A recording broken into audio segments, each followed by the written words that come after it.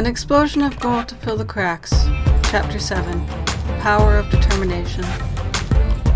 Summary for this chapter. Permanent. That word echoed in his mind, but it was no jarring revelation. In a way, he had suspected this would happen. Nobody was a miracle worker, not even Recovery Girl.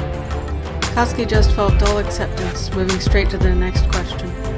What kind of hero was blind? Maybe if he asked Izuku, the nerd would flip around his old battered notebook for a blind hero, but somehow Katsuki doubted there had ever been one. Bandages covered his eyes.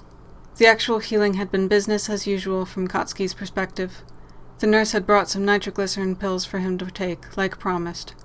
At Aizawa's tip, he put up with the doctor rolling his shoulder back into place, and after some poking at his eyes and looking down his throat, Recovery Girl worked her magic.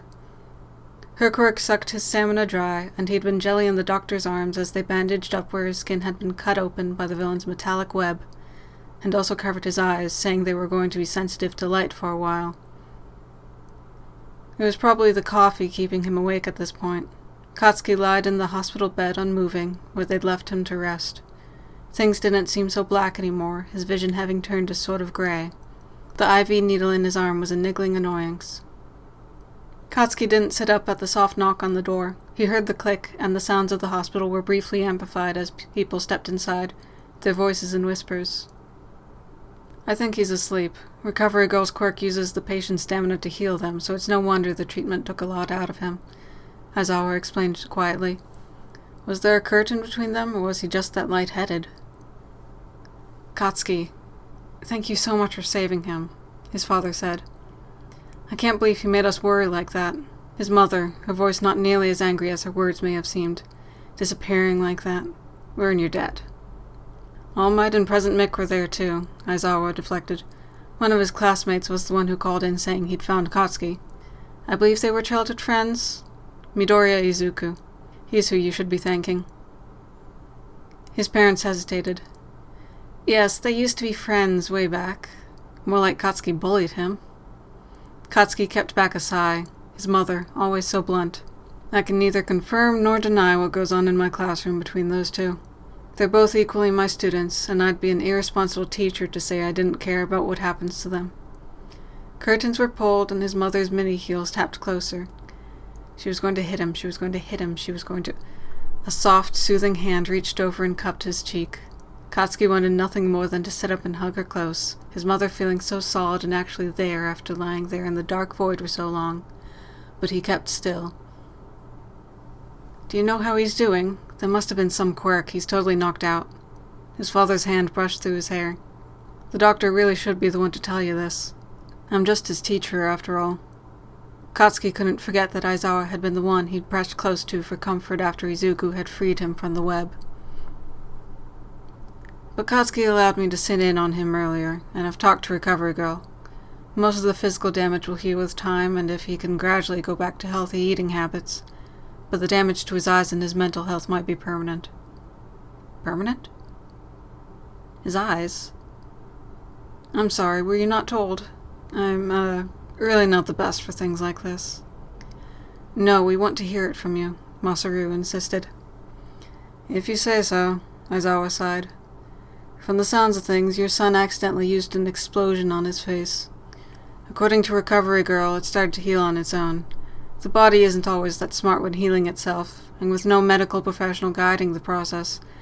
That complicated her healing quirk when he was finally brought here. He's in no danger of infection. She tried to save his sight, but we're not sure how much he can see right now. Permanent. That word echoed in his mind, but it was no jarring revelation.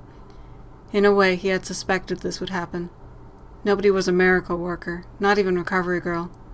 Katsuki just felt dull acceptance, moving straight to the next question. What kind of hero was blind? Maybe if he asked Izuku, the nerd would flip around his old battered notebook for a blind hero, but somehow Katsuki doubted there had ever been one. His mother voiced his thoughts. He'll still be allowed to attend UA's hero classes, right? You're not going to kick him out for this kind of thing? He's put so much into becoming a hero. Permanent. He was fucking blind. For the rest of his life. We'll have to see about that. The principal might want his abilities re-evaluated before he returns to classes, however, Aizawa explained. The training camp has been postponed because his classmates have been struggling with his disappearance and the mall incident, but I'm not sure if he'll have recovered in time to join them at the camp. But there's a chance, Mitsuki insisted, her voice rising. Masaru shushed her. Katsuki continued to pretend to be asleep. It would be hell, but he'd already spent the last few days like this. Thinking about the rest of his life in this state made ice creep around his heart and the pit come back in his stomach. He'd just have to be the first blind pro hero. No way was he about to give up his dream because of some little thing like a disability. Damn it, he didn't want to puke right now. Yes, there is. Aizawa had no idea how reassuring it was for Katsuki to hear that. Aizawa went on. UA allows students of all kinds to attend, even quirkless students. And for many of my students, they have to learn how to be a hero even in situations when they can't use their quirk. Katsuki's not losing a quirk here. I'd have to change my teaching methods, but it's possible. UA's hero classes are always adjusting for different quirks, and this is something similar. I can see your son becoming a great asset during nighttime situations, handling invisibility quirks that obscure vision like various kinds of fog, and in other dark environments where there is no light. Masaru breathed an audible sigh of relief. A blind pro hero. Not only that, but if he trained right, he'd be better at those things than his classmates and even other heroes. But only if he passes the re-evaluation and the principal decides it's safe for him to return. Otherwise, he might be dropped to the Gen Ed track. Class 1A's practical lessons can turn dangerous very quickly, and I won't allow him to participate if he's not ready for it. Oh, he was so going to ace that evaluation. Thank you for everything. We'd like a moment with our son, if you will, Masaru said, his voice soft and quiet. Katsuki thought he imagined a sort of caustic sizzling not far from his head where his father kept a hand on the back of the bed. Katsuki's face scrunched at that thought. He couldn't see his father's hand. What? Of course. I already discussed with Katsuki that I'd talk with the police, so don't worry about that, Aizawa added. Some of his classmates might want to visit him sometime soon, by the way. He's left quite a mark on many of them. The curtain was brushed aside, and then the door opened and closed. Katsuki turned over, wrapping his arm around his mother's waist and pushing his face into her shirt. Mitsuki hesitated, and he expected to be pushed away, but then she brushed a hand through his hair and pulled him closer for a hug. He had to clear his throat first, but he mumbled, "I heard all of it," before they could say anything. End of Chapter 7.